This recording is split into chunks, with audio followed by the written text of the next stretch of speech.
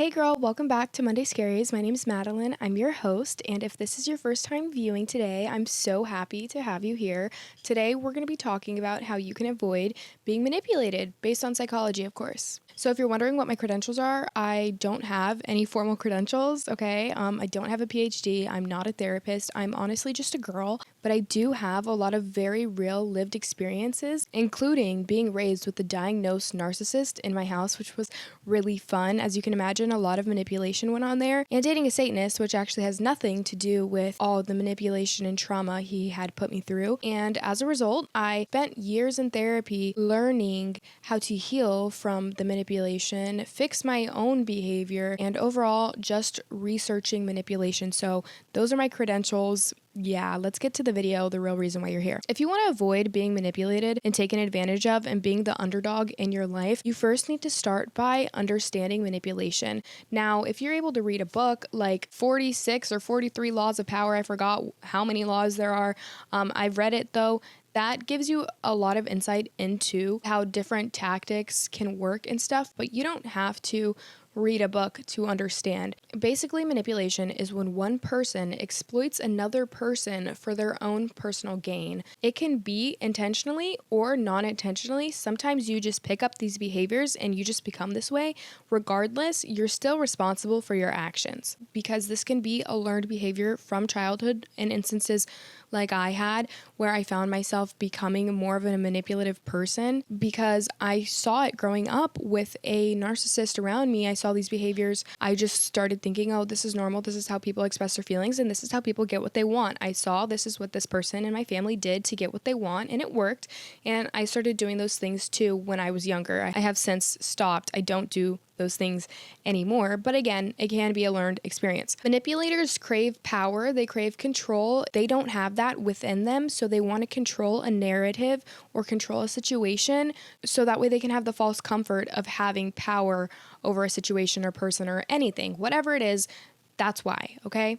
That's why. Why do they do this instead of being a genuine person, instead of, functioning like anybody else? Because it works. Manipulation obviously works. If it didn't, they wouldn't do it. Now, if you want to avoid being manipulated, because if you're watching this video, you obviously have been manipulated at some point in your life, one point or another. I mean, we all have, we have all seen something on social media or TV that is false and believed it, or if it was from a romantic partner, a parent, a friendship, anything. We have all been there. And if you want to avoid these situations, because they can be dangerous, and at the very least, at the very, very, very, very, very least, they hurt our feelings, you need to first understand why manipulators are picking you.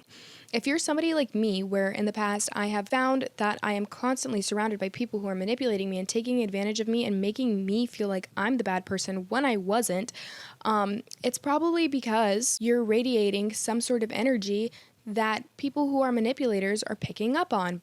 Yes, they are predators. They pick you. They're not going to pick a totally secure, solid person to manipulate because it's not going to work. It's not going to work, and it's going to be too hard, and they're not going to get anything they want. That person's going to look at them and be like, you're fucking stupid and you're weird. So you need to recognize why these people are picking you. And if you're wondering, Madeline, why do I keep dating these narcissistic men? Why do I keep having fake friends who are manipulating me and using me and just disregard of me? Well, there's a bunch of reasons, including they can smell out your empathy. Now, I'm a very empathetic person. I've been told this. I know this. My mood can literally change just from feeling somebody else in the room being sad without them giving me any cues, and nobody else can pick up on it. And I'm very empathetic. I'm very intuitive. I can feel this, and manipulators can feel this. And if they talk with you and you express this with them and they see that you're such an empathetic, kind person, they're obviously going to want to take advantage of you because they know that you're so kind and empathetic that they can fuck up and they can do something wrong to you, and you're going to forgive them and you're going to rationalize what they did and try to put yourself in their shoes so that way they can still have access to you. And I don't think that you need to stop being empathetic or stop being kind or anything like that. Those are great qualities, and we need more of those in the world.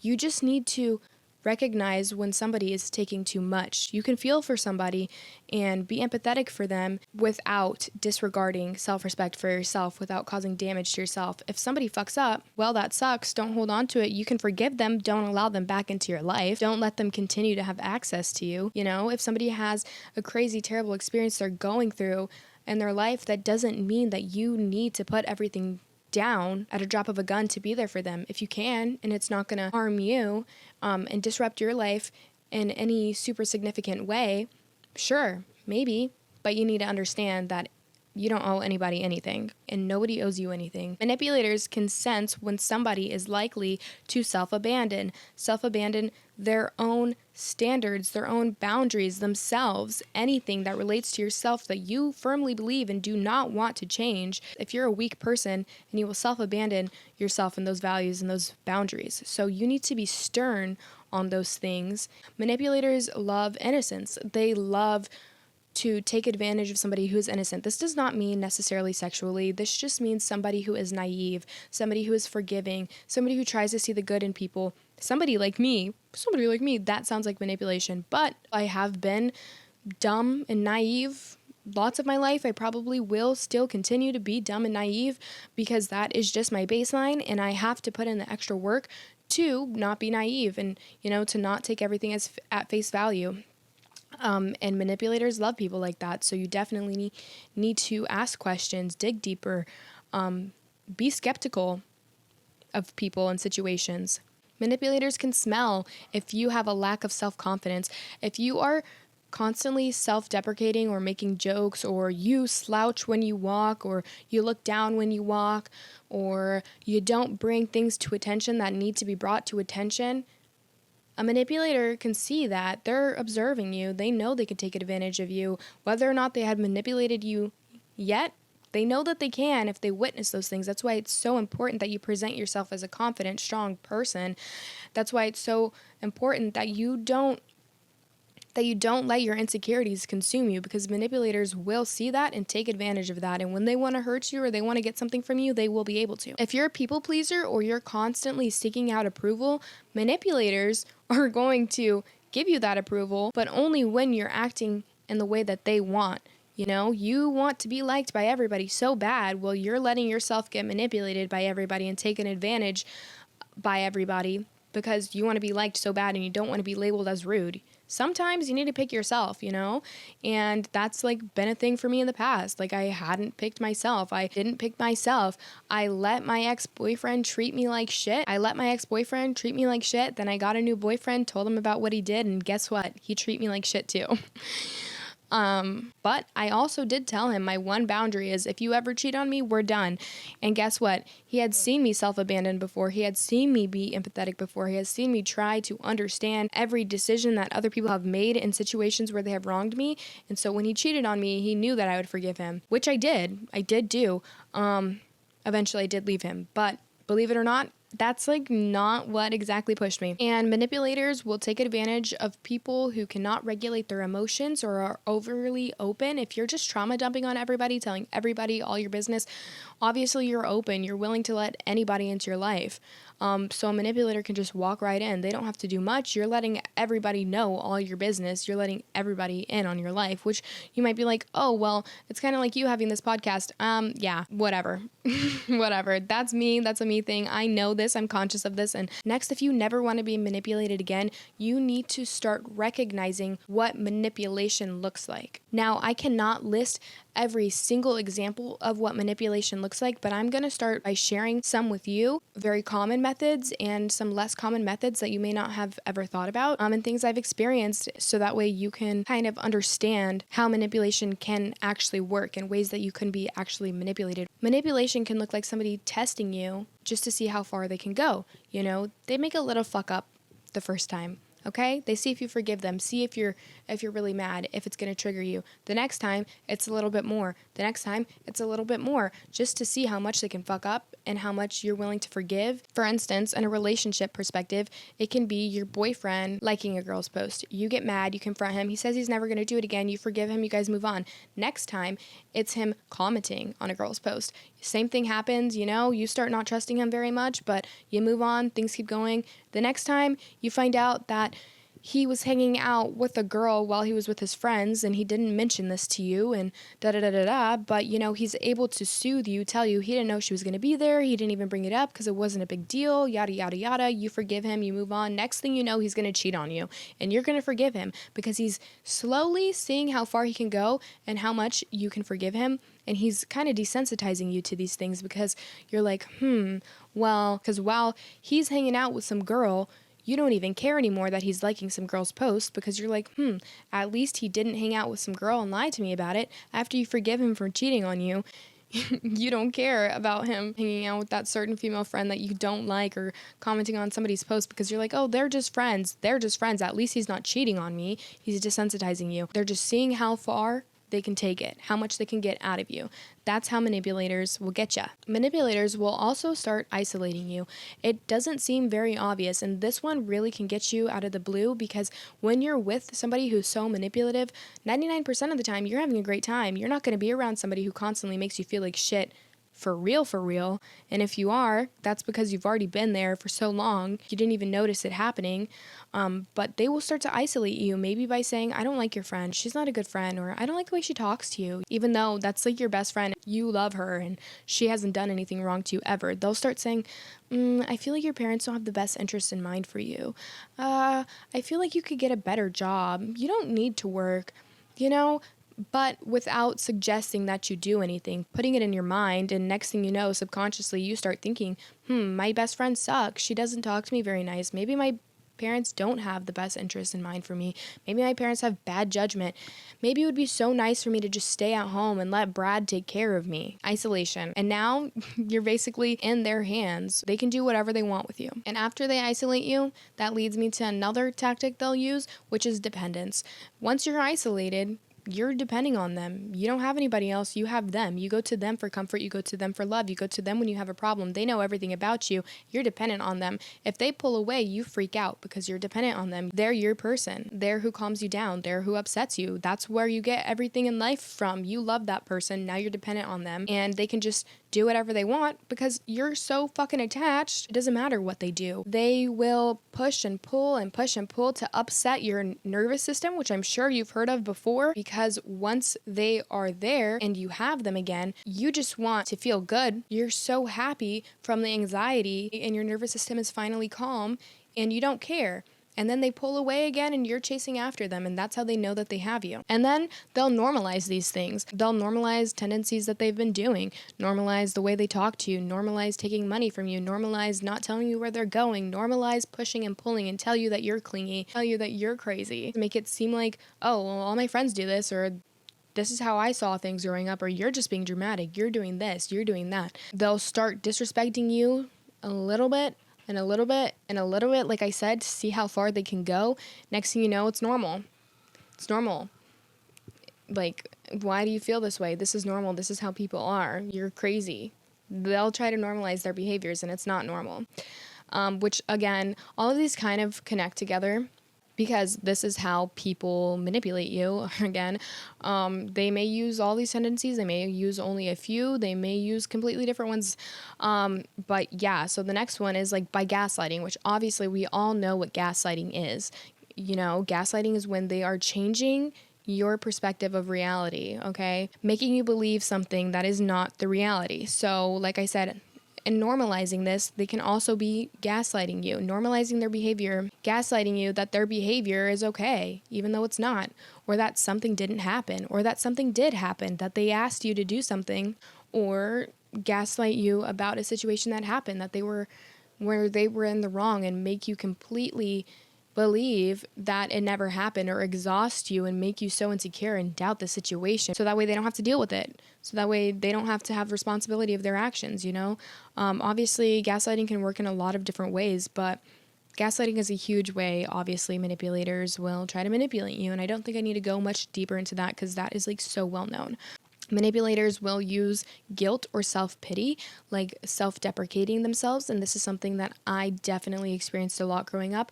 The person that was very manipulative in my household would be like, oh, well, I need to find a new family, or, oh, well, nobody loves me, or you don't love me as much as you love this person, or you don't prioritize me, or whatever. And I'm like a 5-year-old kid, like comforting this person. Like I should not have been doing that. I should have been playing Barbies, but that's what you're going to do when you're a kid.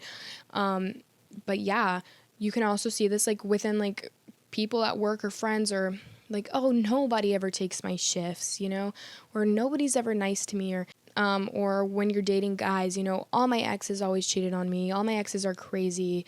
I've never been able to find love. I just want to find love, but I can never find love because everybody always takes advantage of me. Self-pity, making themselves seem like a victim. And they're going to do this in very obvious statements, but sometimes we don't see that because we think somebody's just being vulnerable or that they have just been very unlucky. But the reality is most people who have genuinely been super unlucky or had these situations aren't going to be constantly self-pitying and publicly displaying their shortcomings in life. Like, that's not something any of us ever usually want to just fucking broadcast for everybody to see, And I'll give you two more instances, and I'll give you two more tactics that manipulators do use. One of them can be using very broad statements, like if you're in a fight with a manipulator, or you are asking a manipulator for something, or you are showing some sort of emotion or reaction to something that they have done, they'll be like, every time. I don't know. My tone wasn't right. That didn't sound right. But they'll be like, God, you do this every time. Or, oh my God, I should have known you're going to do this. You always do this. Never mind. I can never ask you for anything. Never mind. I should have expected this. Or, oh my God, like, not this again. Or can we just have a good day? Like comments like that. They'll say things like that just to invalidate your feelings and make you seem like, oh my God, like I do this all the time, Or like you're a huge bother to this person. They're going to use these grand statements just to shut you down. So again, they don't have to deal with it because they want to maintain the power. And the last thing I'm going to share with you is controlling their situation or the perception. This can include lying to their friends about like a fight you guys had, or lying to some random person about you or about anything, or lying to you about something that happened to make sure that they still look good. This can be them overtaking the conversations. If they're in a group telling a story, or if they're telling a story about anything and there was other people's around, they want to be the ones to tell the story. They want to be the ones to speak first and get to it first, because they want to control the situation, obviously. So they want to, or, never sharing what they have done wrong, or maybe they will share what they have done wrong, but not the whole thing that they did. Like they'll give you a piece of information where they were wrong and then tell you, yeah, I called her a bitch, but I called her a bitch because she kicked my car. Like an example would be, this is a made up story. Yeah, I called her a bitch, but it was because she slammed my car door and kicked it, leaving a huge dent in my car, in my brand new car. But why did she slam your door and kick it? Well, maybe it was because you fucking cheated on her, or that's not necessarily valid, or maybe you slapped her first. Like, this is not, I don't know why this is such a violent example, but like it can be something like that. You'll be like, yeah, I didn't give him, or another better example might be, yeah, I didn't give her $5 back. Yeah, I forgot to give her $5 back, but I lended her $300 and I never asked for it back. In reality, you owed her the $300, and obviously she wasn't going to give it back, like trying to control the narrative. That's a huge thing that manipulators do. So now that you can kind of understand manipulators, you know some of their tactics that they might use on you, that they probably have used on you at some point in your life. Now I'm going to give you some tactics that you can use to diffuse these situations and become truly or unsusceptible to manipulation. There's a common and very effective tactic called gray rocking, and you may have heard of it before, but it's basically when a manipulator is heated or trying to get a rise out of you in a situation, you give no reaction. You give very monotone, flat responses. You don't feed into them at all. And this works really well, again, when I was growing up in that household where I was, constantly being baited into things, arguments from a young child, or things so that way I can look like I was crazy. I did eventually learn how to gray rock. So if somebody would be like, you don't love me anymore, I would say, you're entitled to your opinion, or okay, sounds good, darn, things like that. Well, maybe not darn, that would kind of like feed into it. Or if somebody is like, or if your partner's trying to manipulate you not to see your friends or family, you just be like, interesting, or just, or, like something like that. Just do not feed into whatever bait they're giving you to cause an argument. For whatever reason, I can't think of like an effective bait a manipulator might use off the top of my head right now, or that has been used on me at this very moment. But an effective method to that is just by giving no response. Like once you start being able to identify when somebody is trying to manipulate you, just don't give into it whatsoever. And they're not going to continue. Like they would look crazy then, and they might. I mean, if they're like about to explode, maybe they might, but you could just still maintain your calmness, because again, you're showing like your emotional regulation, and it makes it really hard for somebody to manipulate an emotionally regulated person, because if you're thinking clearly, you're not going to fall for their manipulation, obviously. You need to become unpredictable in your reactions as well. Maybe when you typically say yes to help somebody who you believe is manipulating you, instead of always saying yes, now you start saying no. Or when you're having a fight, instead of getting heated and really emotional and fighting back, again, you don't give them any reaction. Or instead of crying, you need to learn how to control your emotions, and maybe next time just laugh it off. Be like, what the frick? This is so crazy. Be absolutely unpredictable. Change your schedule, change your reactions. Don't ever let anybody be able to figure you out, especially somebody who you think is trying to manipulate you, or has not proved themselves to be innocent, I guess, because it's going to make it way harder for them to figure it out. They're not going to know if they're leading or if you're leading, if their tactics are working or if they're not, and it's going to confuse them, and they're not going to be able to do anything with it, because obviously manipulators aren't super smart. They just know how to work people. That doesn't mean that they have a high intelligence. If a manipulator is trying to actively bait you or provoke you or start an argument with you or get something from you, and you can sense that, you need to just change the subject. They could say, oh, I really need $100, instead of saying why, and then they're going to continue to manipulate you. You could be like, I really want a bagel for lunch today. Like, absolutely so random. Like, it throws them off. What are they going to do? Like, say it again. They're gonna be like, did you hear me? And I'm like, yeah, but I just really want a bagel. Like, change the subject, or walk away. Just like, it's kind of all basically gray walking if you really think about it, but just change the subject, because what are they gonna do? Like, if they're trying to start a fight with you, that's a really good tactic to use to deflect the manipulation if something like that is happening. And they're gonna be like, what is going on with this person? Like, they're not gonna want to waste the time of day. And it kind of makes them be like, oh, this person's like not here. Like, they're not where I'm at right now. And sometimes it's okay to be perceived as like dumb or as whatever, because they're not going to want to manipulate you if they think that they can't get anything out of you, or if like you're not getting it. Like, they're not going to be able to get anything from you. They're not going to manipulate you.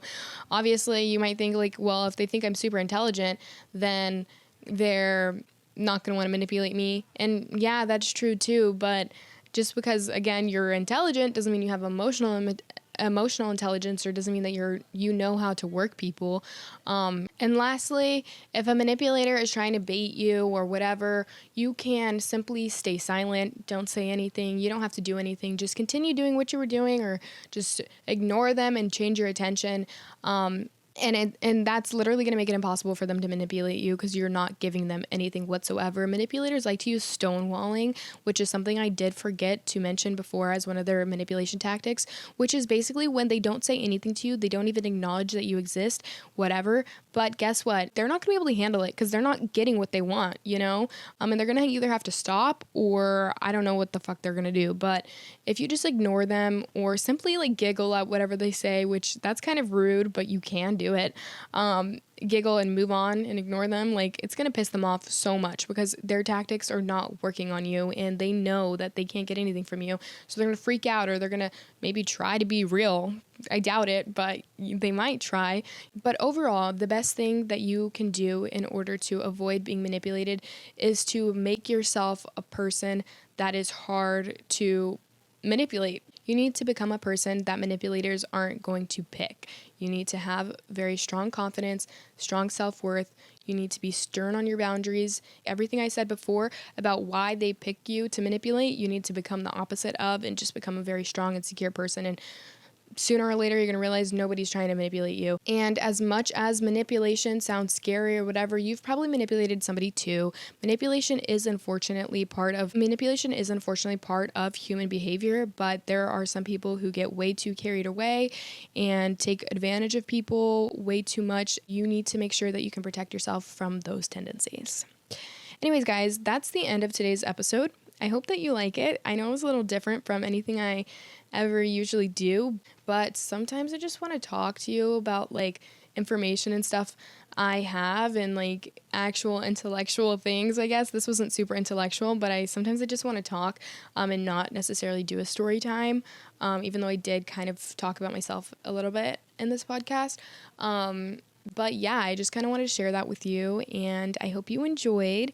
I'll be back next Monday, and please like and subscribe. And if you want, hype this video. Like, that would mean so much to me. I'm really trying to get to 1,000 subscribers because I'm just really close, and I really want to hit it, and it would mean a lot to me. So please subscribe, and I'll see you next week.